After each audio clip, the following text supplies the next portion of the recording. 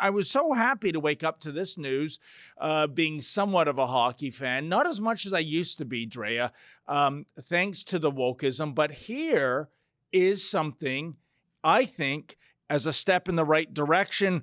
The NHL is doing away with those awful pride jerseys, other specialty cause uniforms in terms of the warm-ups, because basically all this so-called inclusion, it rebounded as bad publicity for the NHL. You had some hockey players, I'm thinking of James Reimer, the goalie at the San Jose Sharks, a devout Christian, saying this is not in line with my beliefs. So instead of something to celebrate, this became a bone of contention. This became a lightning rod of controversy.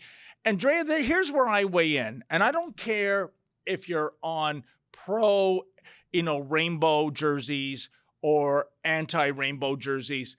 At the end of the day, whether it's hockey, football, basketball, baseball, I would suggest 99.9% of the people tuning in to these broadcasts are going in person to watch them as spectators. We are seeking escapism. Sports is the toy department of life, like movies. We don't want any agenda shoved down our throats. And we don't want any innuendo that unless you get up and give a standing ovation for that fat drag queen performing during the second period intermission, you are a bigot, a hater, a transphobe. I think the NHL has got the message. Ratings for all the major sports, as I understand it, Drea, they're down. And these sports leagues, that's their bread and butter. That's their livelihood. As always, follow the money. So if we can take this activism crap out of sports and return it to what it once was, a place where I go to escape for 3 hours, I say bravo, Drea. That's exactly. You hit it on the nail there. The problem is the politicization of pride. It's not the communities that pride is about. It's the fact that it's been hijacked to push a political agenda. And people don't want to see that when they go to a hockey game. The article says that, some, like you mentioned, some players were not wearing the jersey. So now there's a division amongst the team. It's just awkward. It's not inclusive. It's exclusive of many. It's contradicting with some people's beliefs because it's going on beyond, hey, we should all have equal rights. We should all treat others the way we want to be treated, to basically proselytizing to people when you're there to have a beer and a hot dog and watch a game. It says there were also instances of specific players like choosing to skip warm-ups on the nights their teams wore the themed jersey. So now they're not even preparing properly to win the game. So who wants that for the team they're rooting for? Oh, 100%. And it's not just the transanity agenda, Drea. I'm speaking of any kind of political causes. Any kind. Again, I don't know where you weigh in on the Russia-Ukraine conflict, but I don't want to see Ukraine flags, or as the case may be, Russian flags sewn onto NHL jerseys. Just, know your role, as The Rock used to say, and stay in your lane and let your audience, when they want to, read the op-ed pages of newspapers to form their opinions or come to Rebel News, what have you. When you're playing hockey, football, baseball, basketball, whatever, I don't want a sermon on the field or on the ice or on the gridiron. I'm done with that. This is a great step in the right direction. And, here's the other thing. You mentioned pride. The perversely ironic thing about this NHL initiative, Drea, is it didn't even happen during Pride Week. What am I saying? Pride Month. Pride. What am I saying? Pride season. It'll be Pride year soon enough. But it already is. It's nonstop. I believe it was back in April, all these shenanigans were. So 2 months before the month of June. Now, I can hear, a skeptic saying, well, by the time June comes around, there's probably only, 4 teams at most involved in the Stanley Cup playoffs. Yeah, but that is the season. Are we going to have a Christmas-themed NHL game in July, September? Who knows? So, again, we call them as we see them, don't we, Drea? So good on the NHL for swallowing its pride, if you will, and That was good. That was good. and moving on. And the H in NHL, it stands for hacky. And maybe if the Maple Leafs, if they can get back to basics, instead of putting on a drag show and selling pride themed merchandise and having a pride warm up, how about this? I know I'm asking a lot here. Could you look at winning a Stanley Cup? It's only been 57 years. I have a bet, Drea. What's going to happen first? The Leafs win the cup or I die? And I'm telling you, the smart money is on the Grim Reaper. Bet on that, folks. Or the Oilers. Yeah, that's safe. That's money in the bank. The last time they won, Drea, Lester Pearson was prime minister. It's unbelievable. So good on the NHL. Now, here's something you wanted to talk to in the same file. The Saskatchewan education minister is calling for a review into ministry sexual education materials. Oh, my God, folks. And what materials they are. Oh. Take it, Drea, because I scare easy. So everybody should be scared easy about this. That's right. If you have not seen, I don't know if we can pull up a picture. I don't know if we're allowed to pull up a picture. It's gross. But these were tweens. Yeah, tweens, I think grade 9 and in a high school. And they only found out about these materials because one of the child told their parents at first. So that's the other thing. They're not getting a notice. The parents are not being told.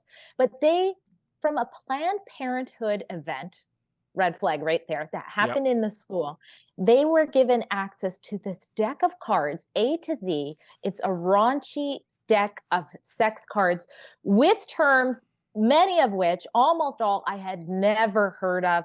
I don't know if we're going to dare to show anything. Like, some of the stuff is disgusting. You would see me blush through my black skin if I actually had to read it out loud. But I encourage you guys, I know we are having an article come up today, and I think Western Standard might have already got it up, but it's horrific. I actually asked my team.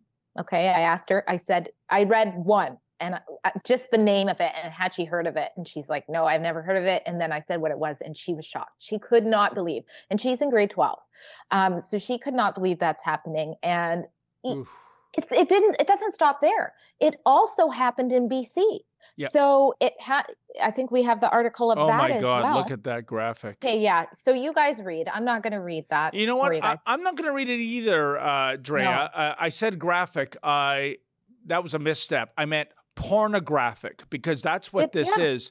And you know what, Drea? More to the point, I came across terms I'd never heard of. And of course, our haters will say, oh, well, look at that old square. He's so out of the loop. But once I read about what these sex acts involved, some of them are basically unhealthy to engage in. I'm not going to get into details. Yes. It's too disgusting and pornographic for me. And if you want to call me a transphobe or a homophobe, fill your boots. I don't care. Go to a doctor that will speak honestly to you. There are such disgusting sex acts graphically described, and even providing illustrations as well, Drea, that it is completely age inappropriate. I mean, I remember, I think back in high school, somebody scored a deck of playing cards that had topless women on it. This is infinite times worse. This is about various pornographic exercises that, I don't know, Planned Parenthood, for God knows what reason, what agenda, Drea, is encouraging minors to be aware of and maybe even partake in. It is absolutely gross, and it goes to show you. Criminal. Yeah, it is criminal. It is criminal, because you know what, folks? If a minor went to a corner variety store and bought an issue of Playboy, which I'll tell you is tame given this deck of cards here, that shopkeeper, if there was a complaint lodged, he would be severely fined. Now, why sneak smut into the school? School's going to provide it for you. The gatekeepers, and by that I mean the teachers' unions, who are marching lockstep with the school boards, the school board trustees, all those educrats. These are radical left-wing Marxists. This is, I think, in the big unspoken strategy, Drea, tearing down society. This is Marxism 101, Yeah. and building it up as that Marxist utopia, which never happens. Go to Venezuela, North Korea, Cuba, anywhere that has adopted communism. That's what I think is behind it. Because if you told me even 5 years ago, Drea, we'd be having a conversation of this kind of grotesque pornographic content in our schools, I would have said you were a crazy woman. But here we are. It's so bad. And I'm thankful that the Minister of Education in Saskatchewan, I believe his name is Dustin Duncan, is in fact doing the right thing. He's calling for the review. It's through their health. It's always under something that sounds so good, their health and wellness curriculum. And he's also banned Planned Parenthood, any type of Planned Parenthood event from any Saskatchewan schools. And so this is very similar to what we're seeing happening out of New Brunswick. They are also reviewing their curriculum that has this sexual stuff happening. And one of the first things they did, which we've reported on, is make a rule that teachers are not able to call children by their preferred gender if it doesn't match, the gender that was put on, I guess, their birth certificate until the child is 16. They need parental consent. Yes. Now, I mentioned that these same cards, and I'm guessing they went through more than just 2 provinces, happened were given to 13-year-olds in a Fort Nelson school. So Fort Nelson school is now apologizing for the sexual materials. Well, you can't make the kids unlearn this. Let's be honest here. They're learning in school something they would only learn on the dark web or something like that. I'm hoping that we're going to see the same thing. Oh boy, would I be happy if we see a review on the SOGI 123 curriculum that we've done many reports on at stopclassroomgrooming.com. And that's one more thing. We're calling this for what it is, child grooming, and people are calling that bigotry, saying we're offensive and all of these things. But that's exactly what you're seeing here. That's a clip from something we call Rebel News Daily. It's our daily live stream hosted by my friend David Menzies, but the show also includes a rotating cast of hosts and special guests, including me. It's a great way for us to talk about the news of the day as the news is happening in an unscripted fashion, and it's an awesome way for you to interact with us as well. We stream every weekday, 1 p.m. Eastern, 11 a.m. Mountain, wherever you find Rebel News. See you there.